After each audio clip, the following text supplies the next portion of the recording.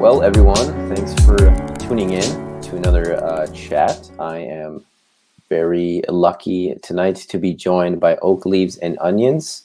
And Miss Oak Leaves is a former exotic dancer, stripper, and she has a YouTube channel she runs as well. I found her actually just by happenstance, popped up in my suggested videos, and I was intrigued and I clicked on her as she makes a lot of videos talking about an author that we both like, and that is Rollo Tomassi. And Rollo, if anybody's seen my chat with him, talks about intersexual dynamics, and he speaks a lot about the ins and outs of that. And I just wanted to thank you for coming on, Miss. And if you want to just tell anyone listening what your I guess what the aim of your YouTube channel is, and any other backstory about yourself as well, if you'd like, please. Yeah, I like talking about sex. I like studying human sexuality.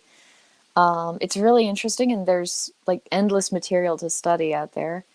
I think there's this kind of mainstream idea about how sex should work or how people should interact with each other, and I don't know, it's not always correct, which is how the red pill came about. There's these ideas that we have about, the knight in shining armor. There's these ideas about how women should be treated, like a princess, and it doesn't work, and people are dissatisfied and they're unhappy. And so it's fun to read about that, and it's fun to study it and learn about what makes us tick.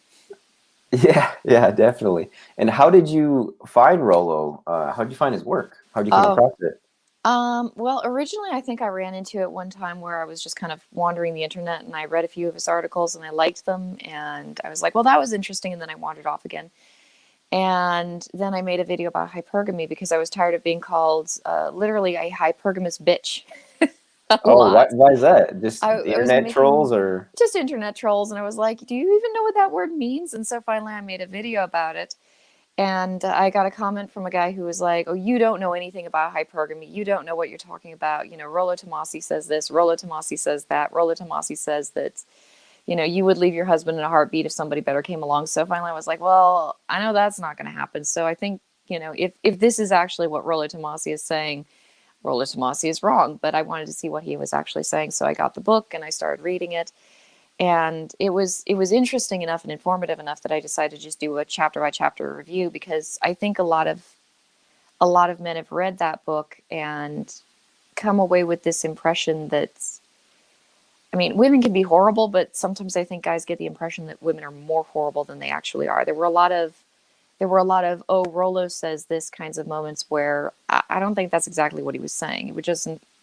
It wasn't lining up quite exactly. And so. Mm-hmm.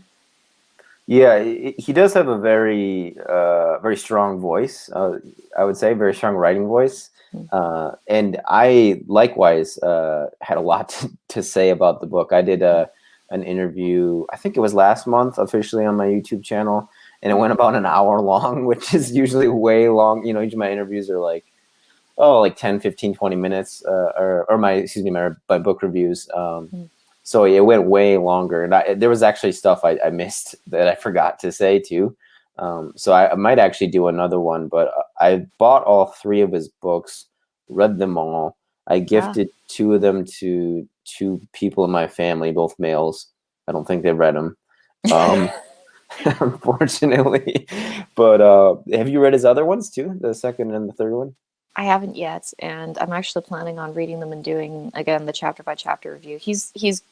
It's easy to do a chapter by chapter review of his books because he has lots of information and there's plenty to talk about, and you don't have to worry about running out of information before you run out of time in the book review. So yeah, it's was nice there a concept that maybe made a light bulb go off for you, or was like a big wow moment for you, like one in particular, or maybe 2? or was it all kind of intuitive, or a lot of it intuitive for you? Because I know you said you used to strip, and that's, I don't know, like I've been to one strip club, and it was so fascinating because it was like, it's almost like the roles and the energies reversed, where it's like, you know, the women are pursuing the men. Obviously, they're just trying to sell. You know, they're trying to get money. But it's like, I was just like, okay, I'm just gonna observe, and yeah. So you get like, you know, women trying to come and get your attention as opposed to the other way around. So I don't know if you could speak on your background dancing as well, and how that maybe ties into your understanding of the book. Well, I was a dancer for about 8 years, not quite. There were periods of time that I had to leave because I was pregnant. So it was 8 years, but you know, close enough. Um, it was interesting. Like one of the things I loved about the strip club, I always thought of it as just kind of this little microcosm of the sexual marketplace where you get to see everything like going on in like double time.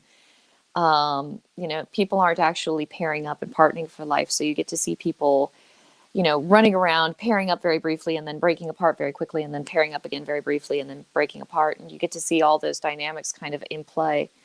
And it's just fascinating to sit and people watch inside of a strip club. And Yeah. I knew so many dancers who would do that, especially the older dancers who had a better idea. Like, and I noticed that as I got older and more experienced, like when I was young, I would be running around on the floor all the time asking guys for dances. And then when I got a little bit older, I'd just sit and people watch. And then somebody would kind of turn and give me a look and I'd be like, oh, I got to go up and talk to him. So I'd get up and I'd grab my purse and I'd go walking over to him. And it, it was interesting to just watch the way everything flowed around in a strip club because it's very open about sex in a way. There's a certain honesty to being in a strip club because everybody's pretty aware of the sexual nature of the place. And so you can kind of just there's a lot less shyness and a lot less timidity and there's a lot more honesty about things that would normally never get discussed. And that can be very interesting. And so it Yeah. was definitely Yeah. fun. I agree. And you said, how long did you dance for again? About 8 years. 8 years? Okay. And did you well, what got you into that initially, if you remember? Oh goodness, so many things. I needed an exercise program, and I wanted to learn how to dance, but I couldn't afford to take dance lessons. I was working on an ambulance at the time, and it was a rural ambulance, so there was nothing to do. And I sat around waiting for somebody to please, please, please fall and break your leg. And that's not really what you want to be doing all day. And so I needed a night job. So I needed an exercise program. I needed a night job. I was just turning 21 and there weren't many things to do except for go to the bar in my hometown. So it was like, okay, I need a night job at a bar. And I also need to start dancing, but I can't afford to take lessons. And so I need something that's going to keep me dancing on a regular basis. And, you know, that and a bunch of other things that just kind of boiled down to, well, I could become an exotic dancer and that would solve all my problems at once. And so I did. Mm. And it worked surprisingly well. Way better than I expected it to. I didn't think I was going to make it past the first night. Like, I went in expecting to ask them for a job and get laughed out of the club. So that was Do my they that was my reject game plan. people? Oh, they do. They do. I've seen, On oh, what basis would you say?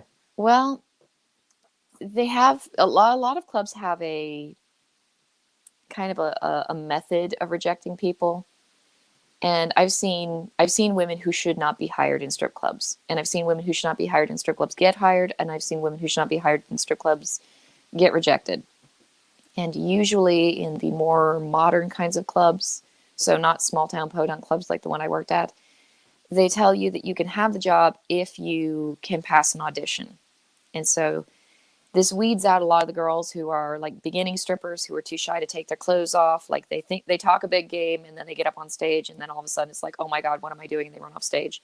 Yeah, It right. stops a lot of them from getting the job, but it also stops women. Like I remember there was a gal who was like, she was like 25, 26, something like that. And she looked like she was 70. And she had done a lot of hard drugs and it showed. And she asked for the job and they let her up on the stage. And it was pretty obvious to everybody that she wasn't going to get the job, but they told her, yeah, you can audition. and she auditioned, and then they said, no, you don't have the job. And like the business model of strip clubs is like they'll hire anyone, but you have to pay the club to come into work.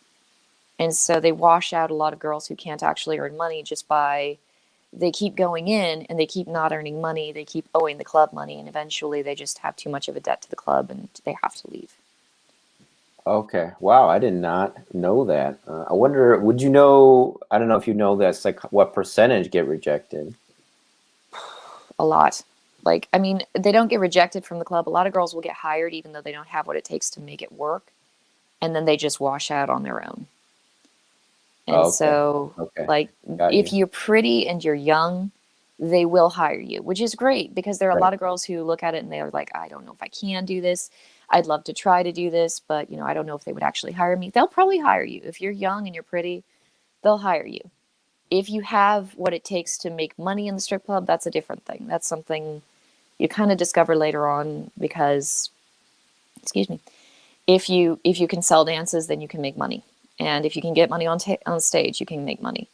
But And at the what end of the does night, it you take, still, would you um, say? well, depends on where you're dancing. When I started dancing, like the first club I worked at, small town, they basically, it was just a bar that happened to have a stage on hand.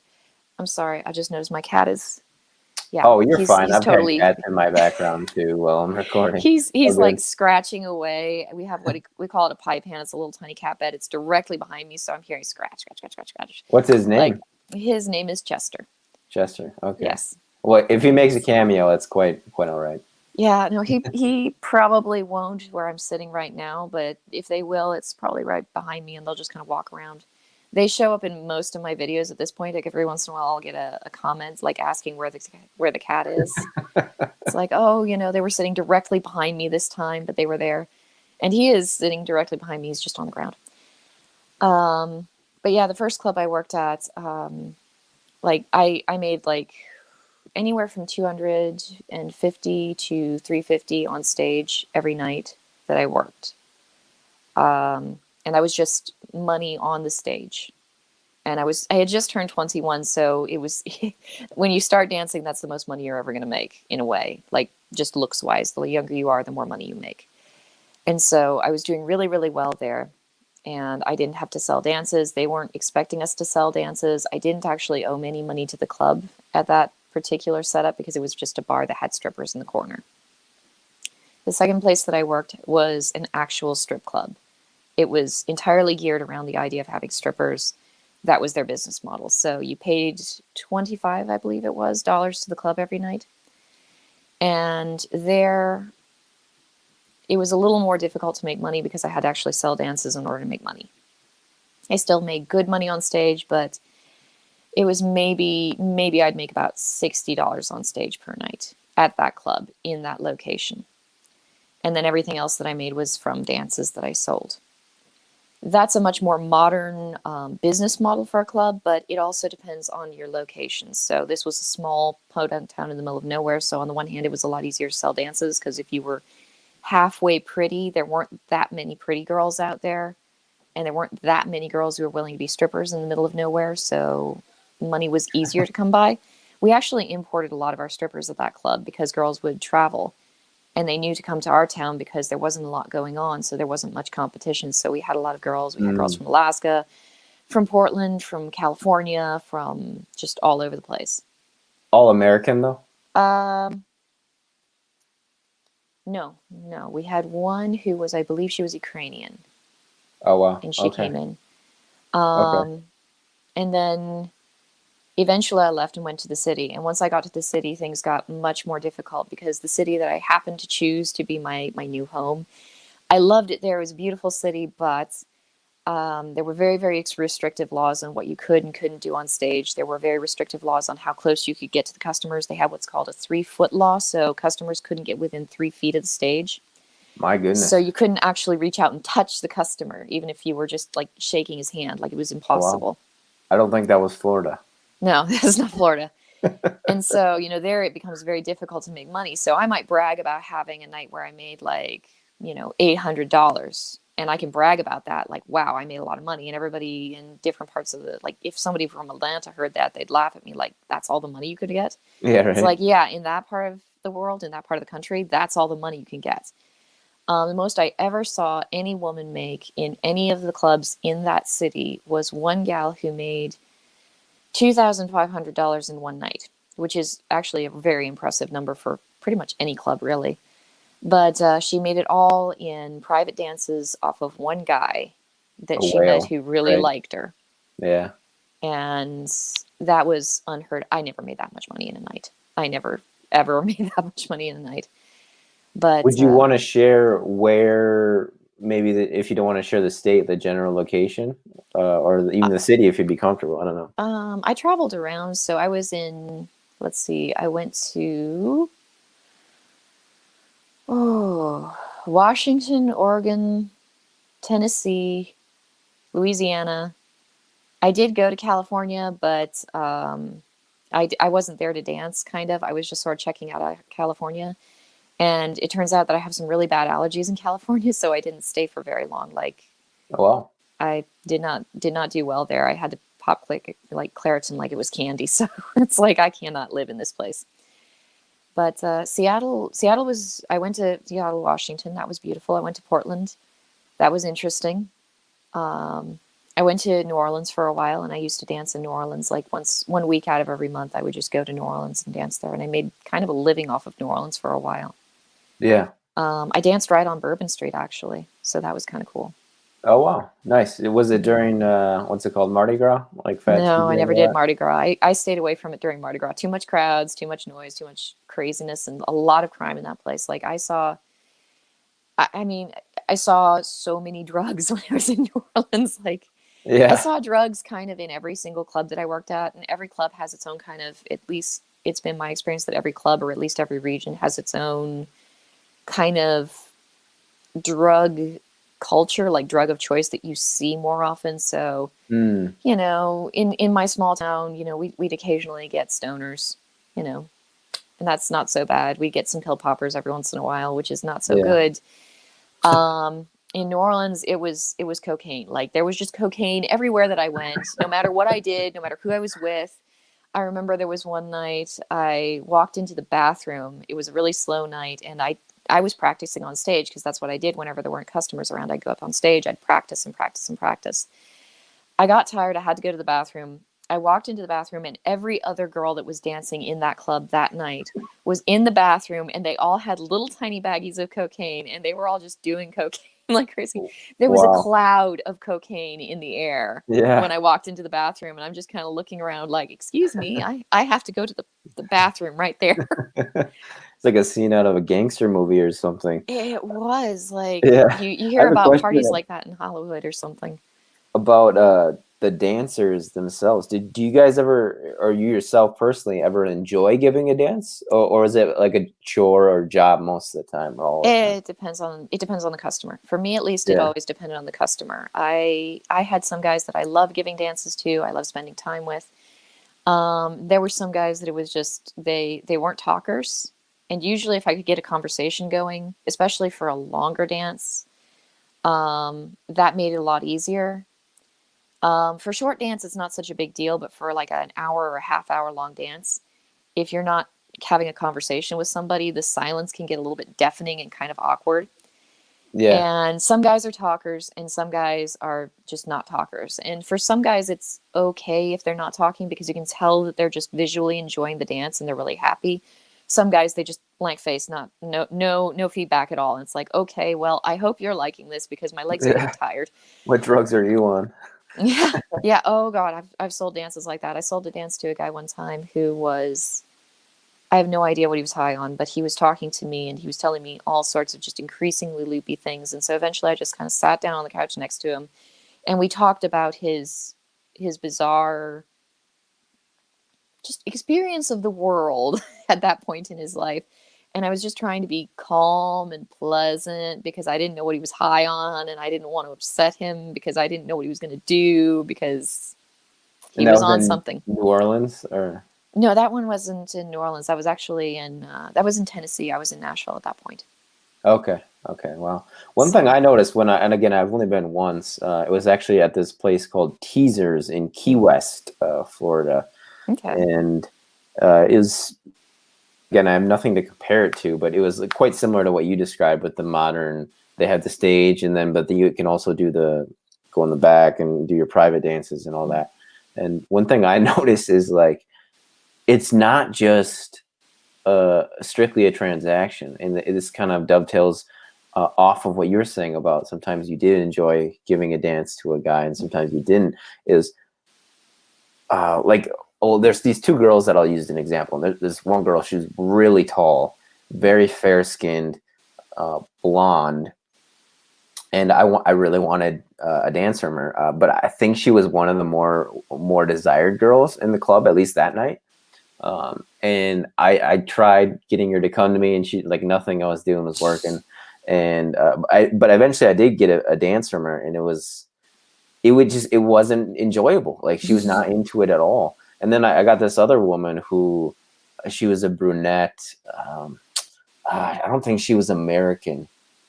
I can't remember where she was, but she had been like, we've been like doing the eye contact thing for a few minutes, and then she came over to me, and I was like, okay, I knew, like, even before she walked over to me that I wanted to have a dance from her, but I didn't let her know this, right? So I played it out as long as possible. And so, she kept trying to talk to me, and then she's like, okay, I'll come back later. And she did this like 2 or 3 times. And then eventually she's like, I can tell you've talked to a lot of women, haven't you? And I just laughed. And but it is just going back to what I was saying with, it's just not a transaction, because like, I think I paid the same amount of money, but they're completely different experiences. And I think it was because of that that desire wasn't there from the blonde girl. And she might have had dyed hair, I don't know, but from the brunette, it was completely there. Like, she wanted to give me a dance, and I felt that. So yeah, it's interesting, because I think sometimes people think of it as strictly a business, like strictly a money exchanging hands type of thing, but it's not just that, is it? There is some human energy to it. Oh yeah, I mean, there's a sexual energy to it, but there's also just a person, kind of an interpersonal energy to it. So you got to click well with the other person. And I mean, some of the best dances I've sold where I just kind of clicked well with the person and we were talking and having a great time. And it depends also on the dancer too. Like, some dancers give off a very kind of sexual energy, and that's what they're there to do. They are there to be a seductress, and they're focused on being sexy. And that was something I was never particularly good at. I was mostly there just for the dancing because it was fun. And so I tended to, and many guys told me this, give off the vibe of, I'd be great to hang out with and have a beer with and chat with. I didn't really give off a sexy vibe, but I definitely gave a fun and playful kind of vibe. And that was enough for me to sell a lot of cheap, like, single song dances to guys. Like, okay, you're fun, you're sweet, you're kind of cute, we'll buy a dance. And so $25 here, $25 there. That's how I made my money. Some girls, they latch on to a guy and they just do everything they could to make him feel like just completely seduced. And so the night would go on, and hours would pass and much money would change hands.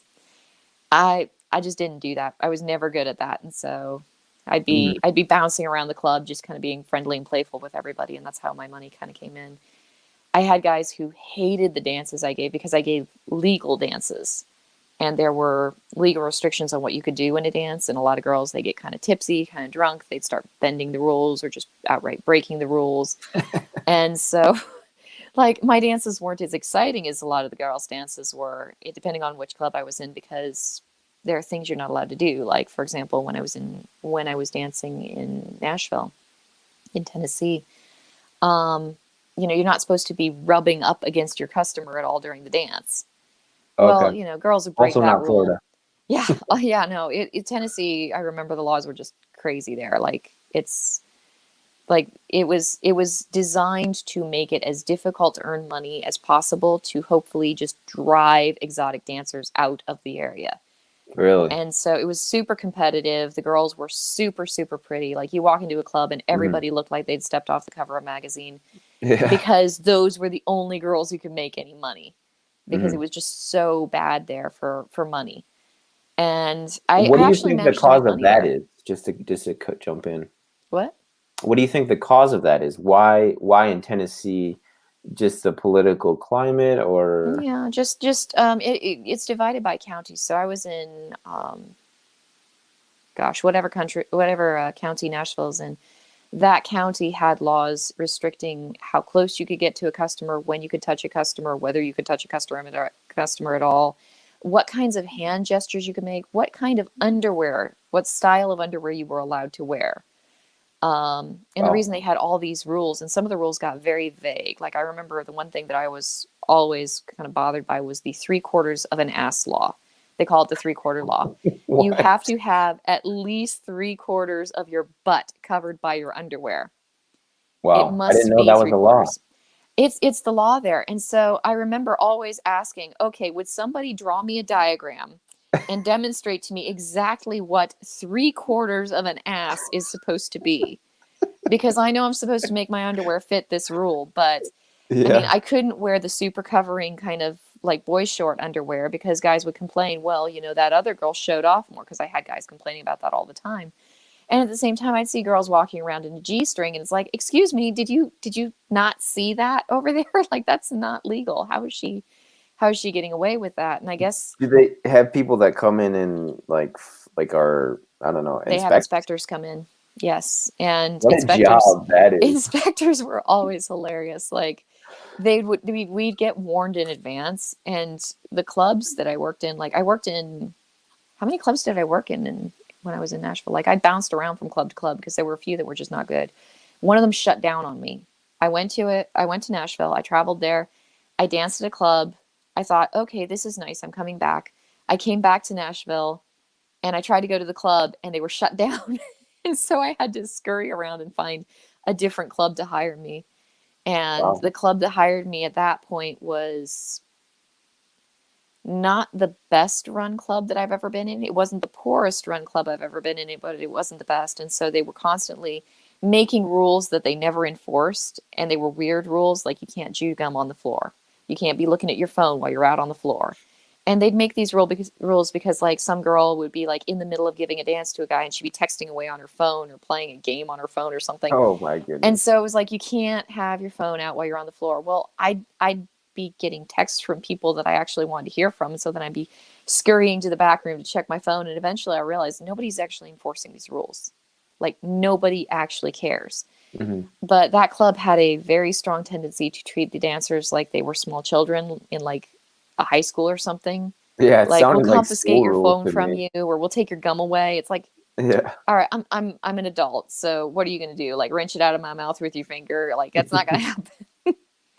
But Yeah. they were basically just trying really hard to get people to act for like professionals, and that's kind of difficult with exotic dancers. Yeah. Yeah, But especially like you said with the substances that tend to flow around on oh both yeah. ends of the spectrum.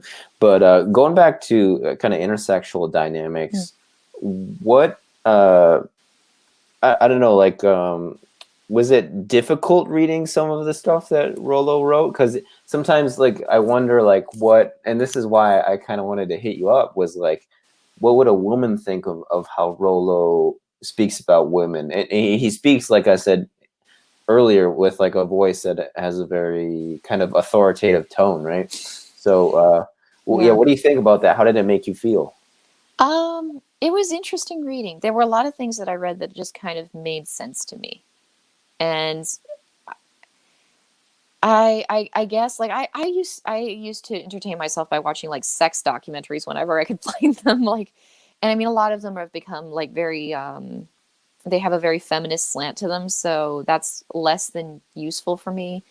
But I always loved the ones that studied like visual indicators, like anything that was talking about the biological connections between sexual attraction and like just sex itself. And there was so many interesting things that I learned, like the idea that the hourglass is attractive to men. Like they always talk about how the extreme, like Barbie hourglass. I don't know if this is showing up on the camera, but the extreme of Barbie hourglass is.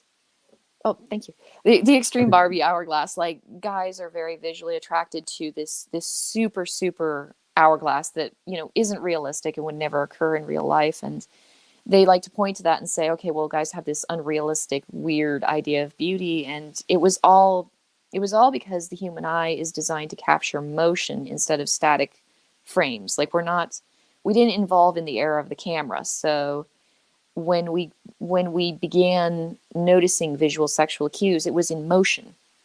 And so Yeah. if you take the way a woman sways her hips when she's like ovulating, she tends to sway her hips more at that point in her life. Also, the swaying of the hips is a great indicator of spinal health. You can really only walk like that if your back is healthy.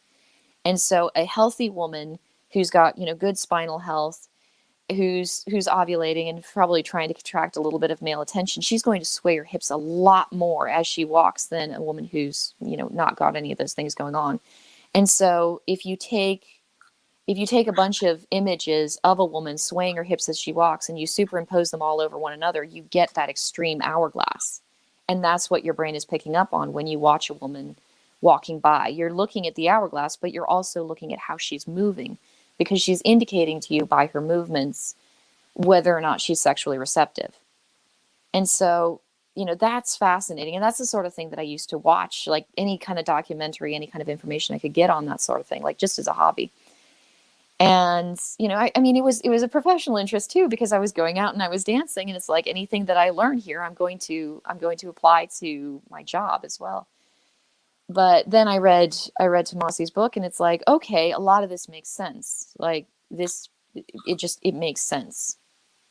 Yeah. There were Go ahead. There were a few things that didn't entirely make sense to me.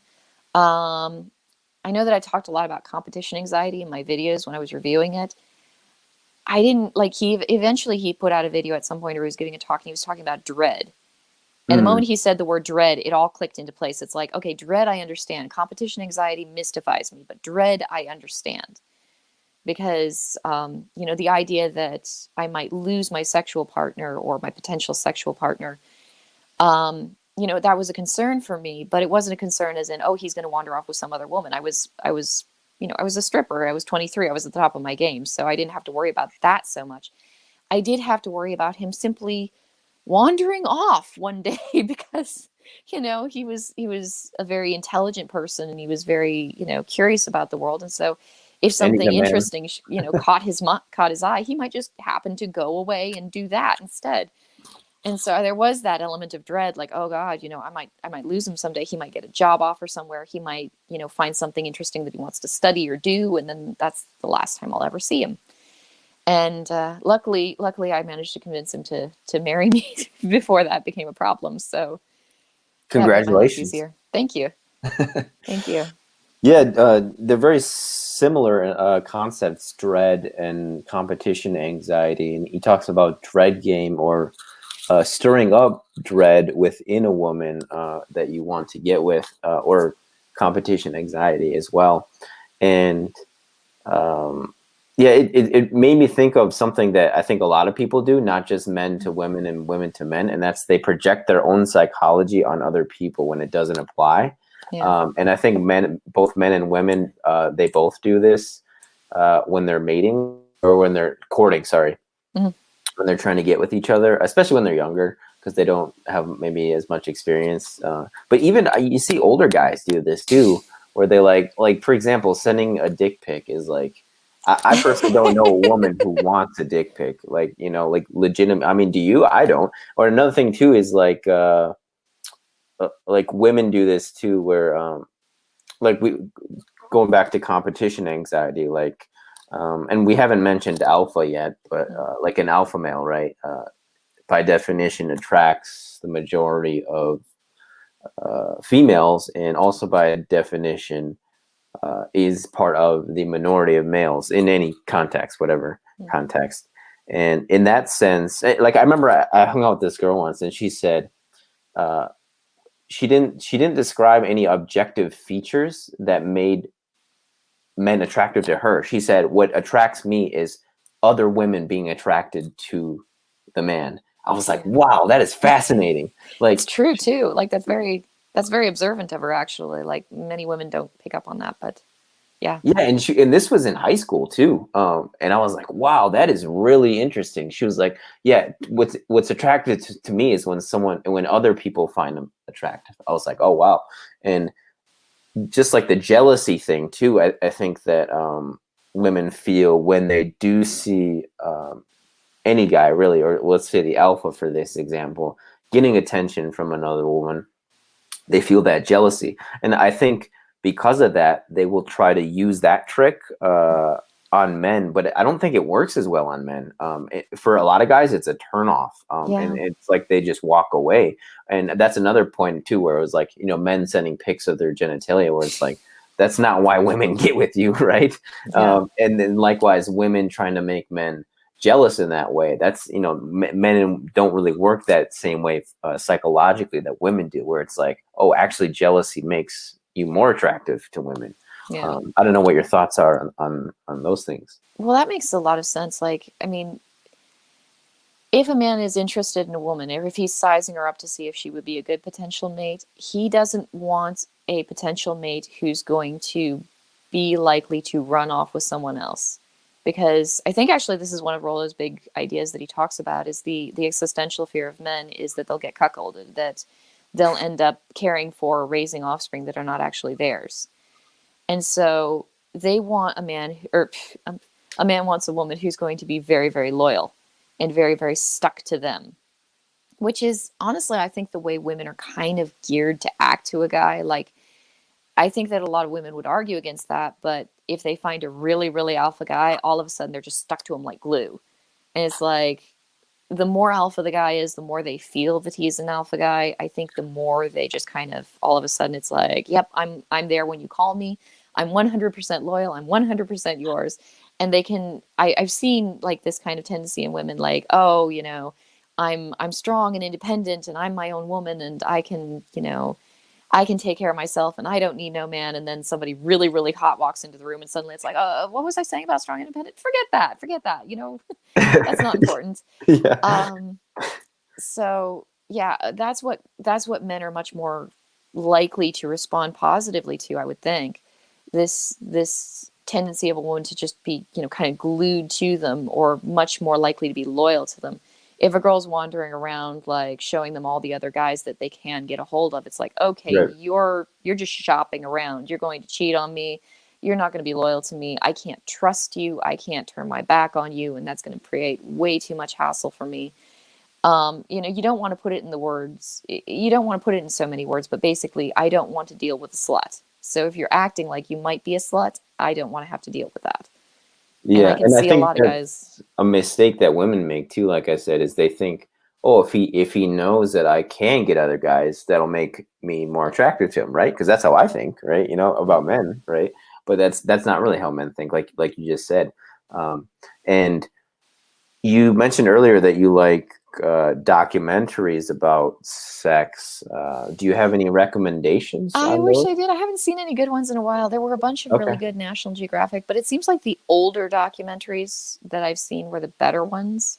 Hmm. Like, not super, super old, like, 1960s old, but there was a while where I was finding some really good ones, and then they kind of dropped off, and I haven't seen any. And Hmm. maybe that's because I spend a lot of time like searching the internet for like fun kids shows, and so I'm not getting the same suggestions I used to get. Sure. And But you also mentioned that some of the ones you have seen had a feminist slant, and that you said that wasn't. I can't remember what your verbiage was, but it didn't fit with what you were looking for, or something like that. yeah, I can't actually remember what I said, but Yeah, I, if you I've remember I've what you noticed meant like by it. there's a lot of information on sex that people have that I don't entirely trust because of feminism. So, like gender studies. I took a gender studies class in college before I dropped out of college, like very shortly before I dropped out of college. I was very unimpressed. I don't trust gender studies. And so when they bring in like gender studies experts, I always kind of take that with there's this automatic like grain of salt, or possibly an entire shaker of salt that kind of goes in there, where it's like, I don't know if I really can trust anything this person says. I'm going to have to go and do my own research on this, because, you know, I don't always agree with some of these ideas about sex and human sexuality and human sexual behavior. There's the toxic masculinity idea that's going around, and it's kind of like I don't believe that at all. And so I'm very leery of modern day documentaries or any modern day information about sex, because I Hmm. think there's a certain degree of political correctness that might infuse itself into a lot of things. And Yeah. I know that I there's red pill bias that can infuse itself into things, but there's Oh, for sure. also, you Yeah, know, definitely. And just on the toxic masculinity thing, I do think it's, there is this idea, and I met guys like this. I'm sure you have too, of really ungrounded men in social situations who kind of feel the need to just kind of act like gorillas a little bit. Oh, now, that being said, you don't see it that often. So this idea that I think they're pushing, that it's, you know, uh, everywhere at once, ubiquitous. That was the word I was mm, looking for. I don't think that's true at all. But you do meet douchebags at parties and stuff in college. But again, that's kind of a minority of people, right? And in a minority of situations. And it's become to the point now where it's like you say that, and it's that word, and it's almost like, or that phrase, you almost turn people off automatically because of that. But do you remember any other concepts that they kind of taught you in that class that you were just not vibing with, or you didn't oh, agree with? the whole class was a big disappointment because okay, this was long before I became a stripper. I was a very, very over sheltered church girl. I was one of those I'm gonna Oh stay a my virgin goodness. till I'm gonna stay a virgin till I get married kind of girls. And I was doing it. I was very successfully doing it. Like I probably could And have. not doing it. Well, exactly. I was very successfully not doing it. And part of that was the fact that I just didn't know how to talk with men. I didn't know how to interact with men. I'd never gone on a date really. I didn't know how dating was supposed to work. I had this lovely, fluffy Disney idea of how dating was supposed to work. Um, that's not always the most useful information for anybody. And so I heard about this gender studies class from my English professor, who I was taking a bunch of English courses. And she said that it was going to be this really exciting class. It was brand new. It was just opening up this semester. And so I decided to take it. I'd always been kind of interested in human sexuality and like just what makes people tick. And I was really, really excited because we were going to study all the genders. And I was like, awesome. We are going to spend a solid block of time on men because there are men, there are women. And, there's not all that much besides that. And so we got into it. We started on women. We went on women for, a good long while. At some point, we started talking about trans people and all the different types of trans people. And it's like, okay, I understand that this is interesting. It's very intriguing, but it's a very, very small slice of the population. When are we going to get to the other approximately 50% of the population? We never studied them. We never talked about them. I mean, Really? except in the occasional, like, very negative, oh, that's horrible, the patriarchy. And I was like, yeah, but when are we going to study masculine sexuality? When are we going to study what makes men tick, what interests men, like what drives men? And I think there's this idea that male sexuality is this super, super simple thing. And so it doesn't deserve study Yeah. or any kind of analysis. And it's like, well, that's dumb. Like, I mean, any over sheltered church girl who's, been told that the best way to find a good husband is to just stay a virgin until the end of time. um, she's probably going to be sitting there going, okay, what does make men tick? Because I mean, I understand that they're visually stimulated, but beyond that, it's like, okay, I know nothing about men. I know nothing about men. And I had a pretty good feeling like I understood what made women tick at that point in my life, having been one, since day one. Um, and so gender studies, like the women portion of gender studies, it was all women's history and women's oppression, and it didn't really tell me anything particularly interesting, and I hated that class. I genuinely hated that class. That's funny. Would you say you're thanks for all that info, by the way. That was great. Great analysis of that class. Would you say you were in the minority in that sentiment, that assessment, or would you say half and half? You're in the majority, or? It was a brand new class that had never been offered by our college before, and so nobody had ever heard of it. We had plenty of male students take the class. And as the semester went on, I noticed that fewer and fewer and fewer of them actually showed up at all. So the room started out with a bunch of girls and like a handful of guys. And then as the semester went on, we went down by a guy and then down by a guy and then down by a guy. And then it was just us girls all together in the room. And so I think that the people who just didn't agree with it started just silently dropping out without saying anything. And eventually I dropped out, but I had a bunch of other stuff going on. I dropped out of college, so that was the end of it. But yeah, I think most of the girls in that class were either unhappily married or single moms, and they had a lot to complain about. And so there was plenty of complaining going on in the class. And I didn't really fit in that sense because over-sheltered church girl who promised to be a virgin until the day she met Mr. Wonderful, it was like, okay, this is really not my crowd, is it? Wow, So, that's kind of sad. yeah. Do you remember? What do you remember about the professor? Oh, man. The professor she was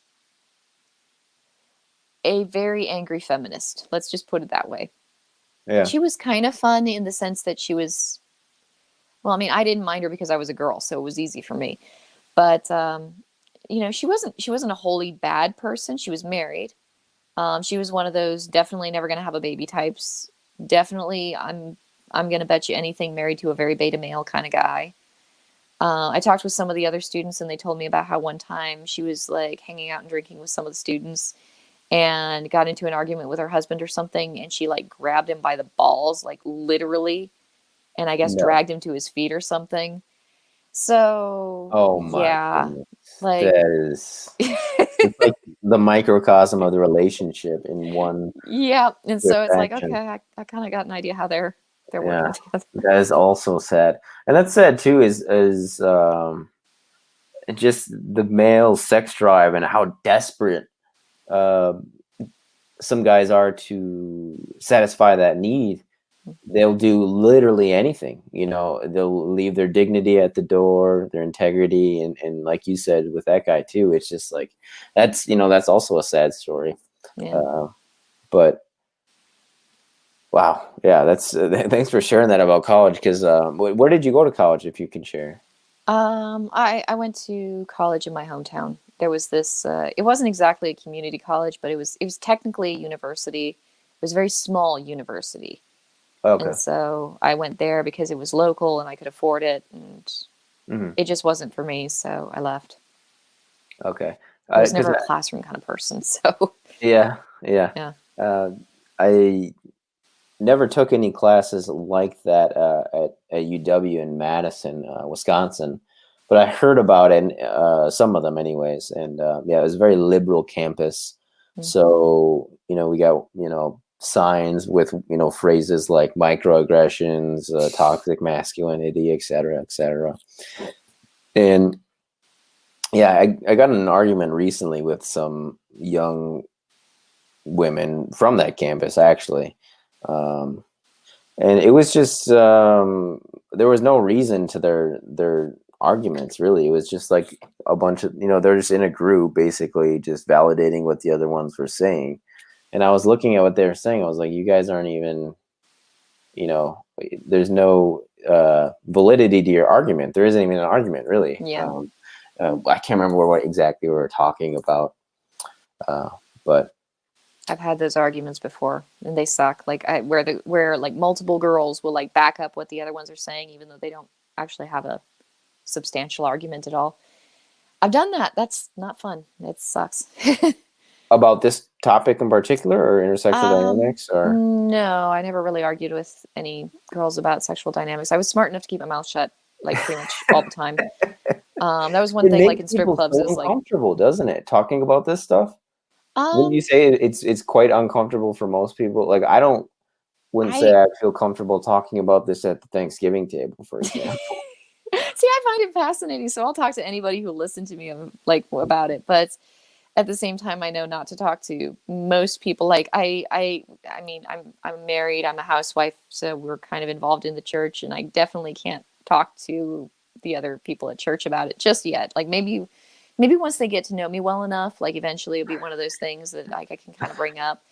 But like I start putting like little feelers out in conversations, so I'll just like mention one little teeny thing here or there and just kind of watch to see how people react. Like, okay, they're not too creeped out by it, so that's a good sign.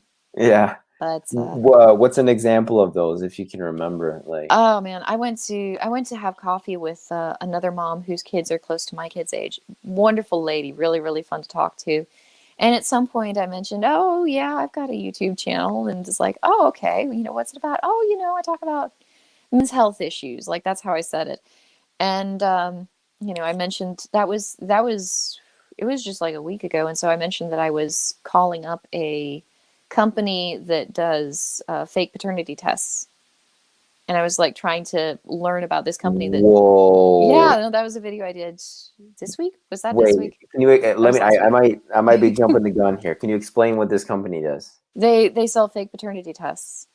So, who would be the target market for that? Well, the target market can be, I mean, obviously the target market is women who are trying to convince men that they're the father of a child that Okay, isn't that's there. what I thought. Okay. But I mean, it can also sometimes be men who are trying to convince a woman that they're not the father of a child. Oh my goodness, I didn't see that one coming. And I guess on one of their websites, like I noticed that they have multiple websites with multiple like URLs, but they all go to the same The phone same number. company, yeah. And so I'm assuming it's the same person operating multiple websites with multiple keywords. It's genius. Anyway, one of the websites they had mentioned It's evil genius. like that it was a prank that someone had pulled. Like they were trying to convince everybody that they were secretly the love child of some rock star or something. And it's like, well, I can see a person playing a prank like that for $60 if they were like a big fan of that rock star, but Mhm. that's not the majority of the people using the Yeah, service.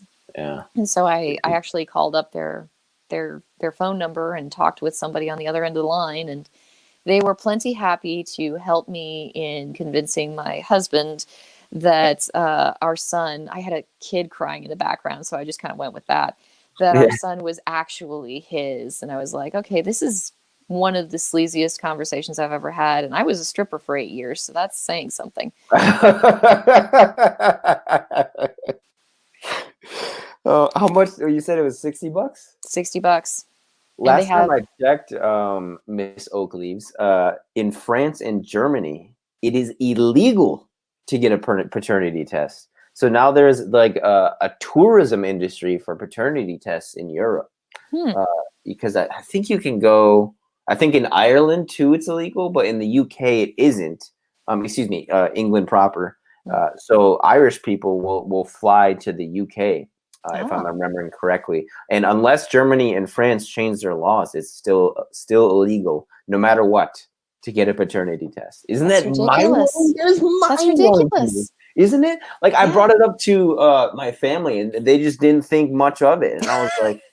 Are you serious? Like, I don't know. It wasn't like my whole family. It was a couple cousins, but I was just like, I don't know. Like it's especially with like, it's hypocritical by their own ideology, right?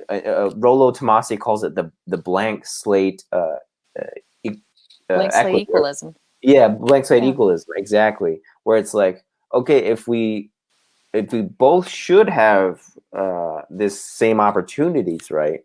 Or equality of opportunity. Why is that, the case? And the reason for it, at least in the one in Germany that I looked, was something I can't remember the exact wording, but it was like to maintain domestic peace or something like that. I can't remember. Yeah, something like that.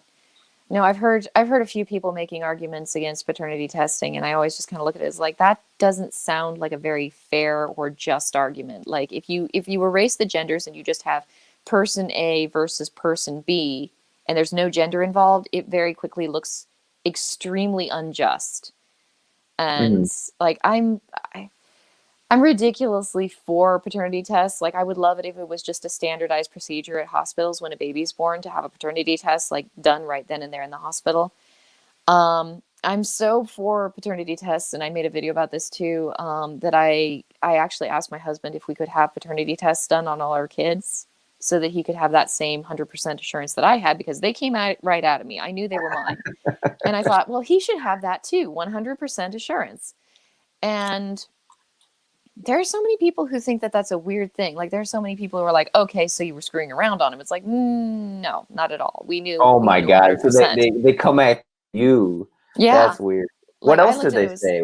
Do they have other arguments as to why they disagree, or? well, a lot of people look at it and they say, you know, what about in just generalized paternity testing cases? It's like, well, what about the woman? What if she's poor? What if she's impoverished? You know, she needs someone to help her take care of her child, and you know, it's like, yeah, but that's not his child.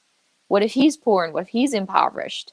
What if he needs to devote his resources to his own legitimate actual children?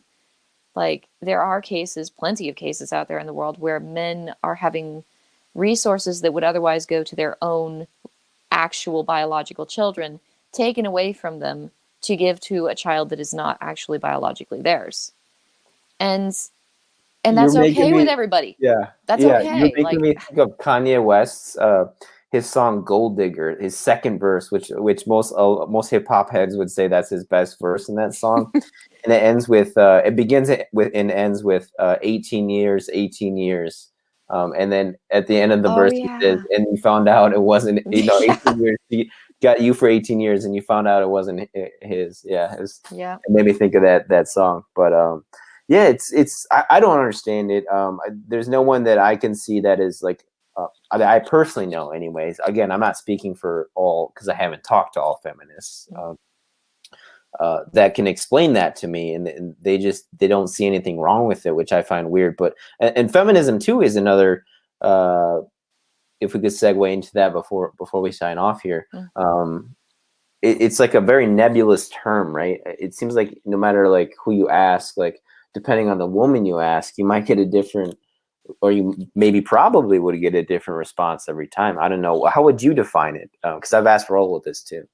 Well, I know a lot of women who have talked about feminism, and when I talked with them, they'll give me the kind of blanket answer that it's about equality, which I don't believe, because feminism takes equality away from men pretty regularly. I think that it depends on how deep into feminism you are.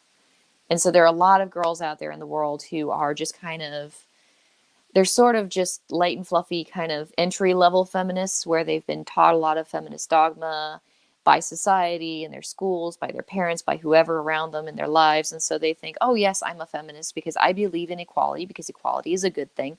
And so they have this kind of just this just sort of surface level feminism, and they'll do the whole girl power thing, but they don't really think it through. And then you've got the deeper you go into feminism, it's like the circles of hell. The deeper down you go, the nastier it gets.